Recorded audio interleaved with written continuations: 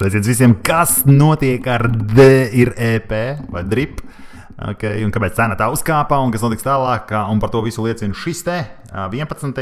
oktobrī no attīstītājiem ieliktais virsraksts vai raksts par to, kādā veidā DRIP mainās. Viss mainās tādiem, kas šo te projektu attīstīja ilgtermiņā, uz labo pusi, vai tomēr nē. Skatāmies.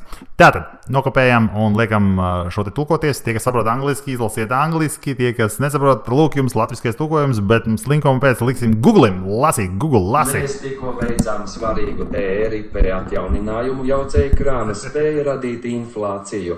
Izmantojot 365%, ir iznīcināta. Tas nozīmē, ka no šodienas DRIP virzās uz neizbēgamu deflācijas ceļu. Mēs to izdarījām, iestatot maksimāli. Ok, tas nav klausāms.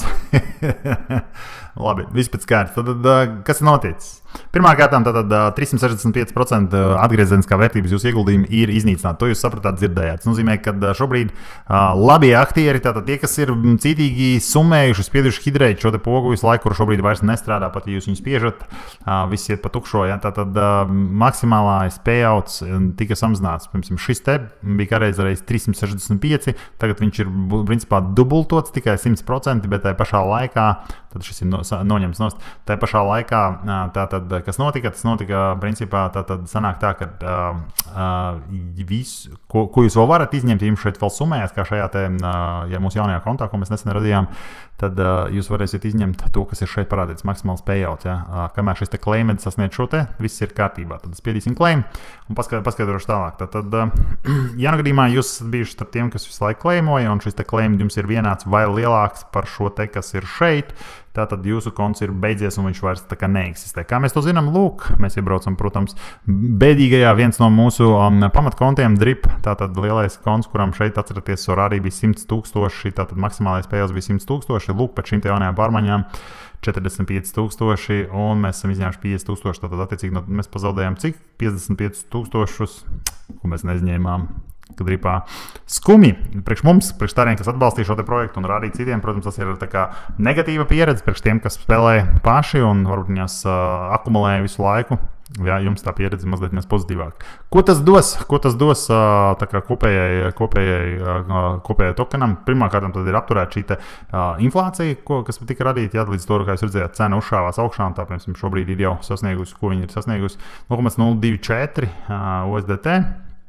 Tāpēc jums ir opcija, ja jūs ticat visam šim te Forex šarka pārmaiņām, kuras vienmēr ir bijušas ar milzīgu novēlošanos tā tālāk, tad jūs varat krāmēt kaudzē un gaidīt, kad DRIP tiks integrēts citās platformās kā Animal Farm vai vēl kaut ko. Mums patīk aktīvāk pelnīt, tāpēc mēs ņemam ārā visu un vienkārši par to summu, kas ir tirgojam nost un ieguldam citos mūsu aktuālos projektos, kas ir šeit tā kā kriptomānijā. Tas nav ieteikums, tas vienkārši tas, ko mēs darām, un, kā es teicu, mēs visu caurspīdīgi rādām. Kas vēl svarīgi šeit saprast ir tas, ka tāda maza summa, protams, pietiks tikai gāzes naudai, bet jebkurā gadījumā, kas vēl šeit ir, un tam ir ekonomizām, mēs nevaram izņemt. Par cik mēs šis konts bija izveidots nesen, viņš vispār iekrīt citā kategorijā, tad mēs ejam šeit uz PancakeSwap un caur šeit tad samainam caur TradeSwap. Jā, tā kā mēs paņemsim šeit, izvēlēsimies, ko mēs te varam izvēlēties DRIP, kur mums viņš ir. Jā, un mēs viņu samainīsim, piemēram, uz ko? Uz tiem pašiem BNB samainīsim, ja tad čik, maksimālais. Jā, un svarīgi saprast to, ka man gribētos teikt, ka priekš mums šeit kriptomānijā DRIP ēra ir beigusies.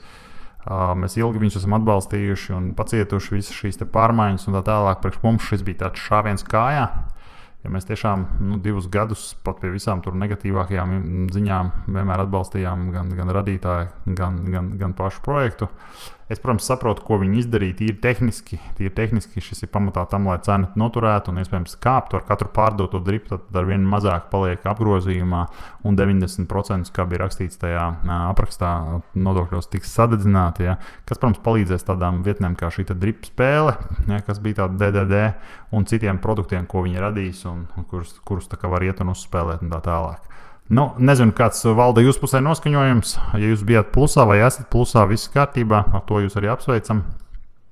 Ja jūs bijāt mīnusā, varbūt ir laiks virzīties tālāk un izvēlēties kādus citus no mūsu platformā esošajiem produktiem, jo, kā jūs zinat, Mēs uz daudziem no viņiem esam ļoti labi nopelnījuši un vairs nav laika šeit ar to dripu te ķēnāties.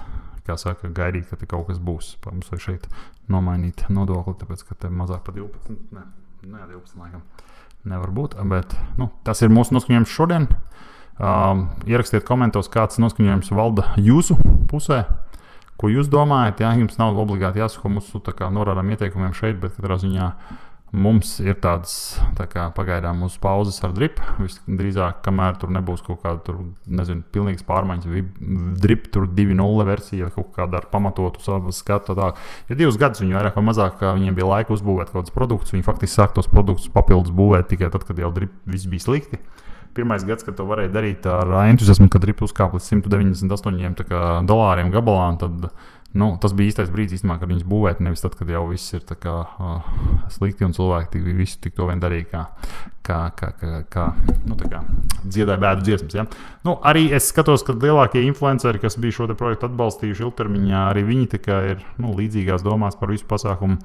Protams, ir kaut kādi, kas nopelnīja miljonus uz šo, un tiem miljoniem vēl dzīvo un joprojām dzied slavas dziesmas Forex Sharkam, bet no biznesa personas viedokļa skatoties, neatkarīgi no tā, ka viņš bija turējis visus savus solījumus, tad šoreiz ir mazliet tā sajūta, ka tie solījumi viņi tādi no reizes uz reizi viņi tad plūstoši. Ja? Ja jūs tādā nopietnā pieejā gribat kaut ko strādāt un pelnīt un darīt, tad jums jau vajag kaut kāda konsekventāka pieeja tam visam. Bet jebkurā gadījumā tieši tāpēc mums ir dripomānija, gadrīz pateicu kriptomānija, ja? Kurā ir fantastiski visādi projekti un interesantāk, un mēs nākam klajā ar jauniem projektiem, kā jūs zinat, un viss mums ir uz pozitīvā viļņu šākātā, tāpēc mums nav mazākās nožēlas par šo dripu skaisto projektu, jo tieši tajā laikā, kad nekas cits vairs nestrādāja, drip bija tas, kurš labi strādāja. Ja? Es visu laiku saku, ka šis ir pēdējais par dripu. Kas to zina? Varbūt šis ir pēdējais. Ja? Labs ir. Vēl visiem panākums. Ja, atcerieties, neliekt visus solis vienā grozā. Turpinām piedalīties dažādos projektos un viss ies uz augšu.